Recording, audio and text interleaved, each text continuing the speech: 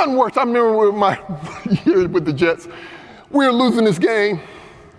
You can't believe this. This coach came up. He's like, fellas, bring it in. And we came in. He says, look at the scoreboard. And we looked up there. And he was like, we're losing. We need to score more points. And he walked off. And we sat there and we were like, brilliant. Wow. Now that's a leader, right? Man, that's a scorekeeper with a title.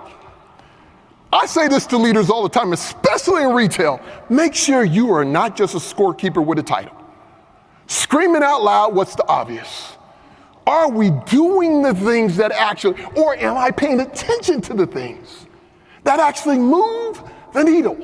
Or am I looking at the scoreboard all excited that we have a lead? Do you know that the scoreboard is a lagging indicator? That means you can be winning on the scoreboard, but you can feel it in you that you've already lost momentum. Come on now.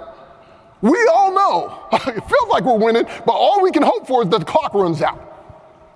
But are we doing those fundamental things that are gonna make sure we win in the end? Usually when people are confused, that's not because they're choosing confusion. They're confused because there's no clarity. When light is shining, darkness has to leave the room. That's just a rule. So anytime I'm with a team, I ask them, say, so what is it that you all want? What are you going after? Another word, don't worry about what do you want. Think about this. What matters most? If you went to your team right now and asked them, guys, what matters most? And it's a challenge I give every leader in this room. Ask your team, what matters most? And be prepared to hear the answer. Don't answer for them, just ask the question. And listen to the answers you get. And how closely in alignment is their answer to what you know matters most? And you may go, how did they come up with that? I mean, good grief, I say this all the time. You say a lot of things all the time. That's the problem. You say a lot. Human nature, we hear so much, we don't know what matters most. So if you tell me what matters most is these three things, but none of your behavioral as a general manager shows those three things, guess what I'm gonna believe more? The way you behave. It's just no getting around that. And so we gotta start with what is it that we want? What do we want most? That's why I love when you guys were putting up the number. That's why I love what John was talking about of what one wave looked like. One wave is another way of saying we're all in alignment. We can't be stopped when we're uniformed. You know, the only thing that stops people from reaching their goals is broken focus. That's it. Nothing else.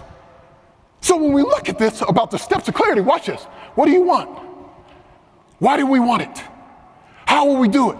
What are the benefits of it? What's the cost of an action? One of the things I encourage each one of you leaders to do with your folks should know two things. They should know what you want from them, and they should know what you want for them. And I promise you, if they know what you want for them, they'll give you permission to demand even more from them. But if you only demand things from them and they don't know what you want for them, it's a mess. Never forget I had a coach, my college coach, he would just go off on me. He was one of those coaches who put cuss words together that don't fit. I mean, he would just go off. This one day he was just going off on me and finally it broke me. And I'm on the knee and tears come down my eyes and I tried to pretend like I wasn't crying, but I was. Then finally in the middle of his rant, he goes, you got so much talent, you should be playing on Sundays. And I'm gonna do everything I can to make sure you are playing on Sundays. Now, that was the first time he had ever said anything like that. Now, could he work on his management skills? Obviously. Could he do a little bit better on having one-on-one conversation instead of one in front of the whole team? Obviously. But did it reframe all the feedback I was getting up until that point? Absolutely. And I'm telling you, for some leaders in this room, some of your people just need to know what you want for them. And that might be one of the most courageous, vulnerable conversations you had in a while. You are really good at telling them what they're not doing right, and you're really good at telling them what they need to get right, and you need to do this. You're not really good at showing appreciation. You're not really good at identifying what it is they need more. You're not really good at a little bit of encouragement. Here's what I want you to know, leaders. Well, that's not me. You have a right not to do it, but your responsibility to do it should override your right not to do it. Said it from the beginning. Leaders, this ain't about your comfort.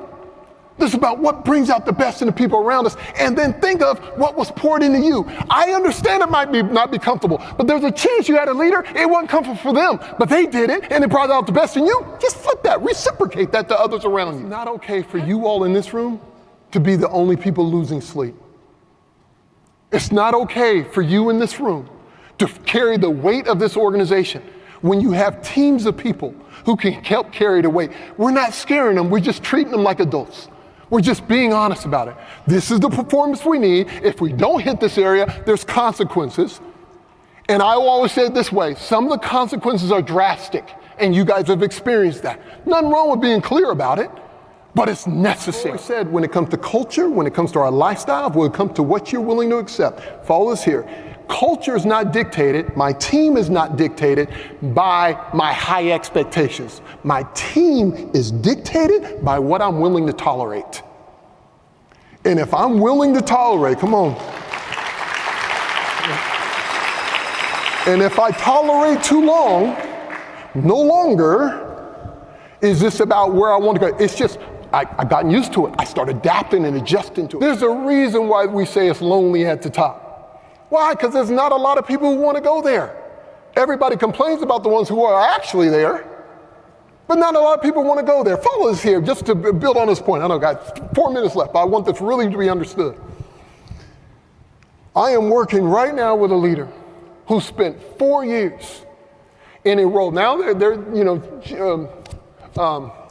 chief marketing officer for just S&P 500 company. Like, I'm proud of her. But for 4 years, her talent level, competency level, everything has already been ready for the job. She just wasn't between her own ears. Because she wasn't ready between her own ears, because her esteem level, and the word esteem means to appreciate the value of, because she did not have a proper appreciation for herself, she continued to be moving up and down because all of her validation had to always come from an external source versus an internal source. I'm talking to somebody right now. And because if you're at the mercy of everybody else's opinion, I say this often, the further up you go, I hate using that term, but the further up you go in your leadership, people don't look for reasons to hire you or promote you. They begin to look for reasons why not to. It's not a negative, it's just the truth. Why? Because the positions are fewer, the influence is greater, the impact is more dynamic, so people start looking for reasons why not to do it. So that's why it's important when you're in it. You start recognizing that you're worthy of it. This is why people's like, do you want a super competent person or a super confident person? I say, well, I like to have both, right? But in an ideal setting, I would probably take the confidence over the competence. Why would you do it? Because I didn't say arrogant. I said confident. A confident person is one who can admit what they don't know. A confident person can learn. A confident person leans into the people around them to learn even more. But a highly competent person without confidence, that competence gets cut in half because their confidence won't allow it to come out. They'll sit in meetings knowing good and well they should have spoke up, have a different opinion, a different thought, but won't share it. Because they're spending all their time being mind readers, believing everybody's thinking about me. But one of the best things I was told once by one of my mentors, he said this way, he says, fear, especially in your leadership growth, fear is something we have to confront every time. Every new level gonna bring a new devil. You gotta face it every time. That's the promotion, that's the process. But keep in mind of this, fear is simply a doorway you walk through. It is not a house you live in. You don't have to stay there. So if any time you feel anxious or anxiety, that is something you walk through. That is not something you avoid. I promise you, enough of us do that, watch the collective growth. That fear only works in isolation. Fear shrinks when we come at things as a team. Nothing can be stopped. With that being said, continue moving to great. Appreciate you guys so much. Thank you.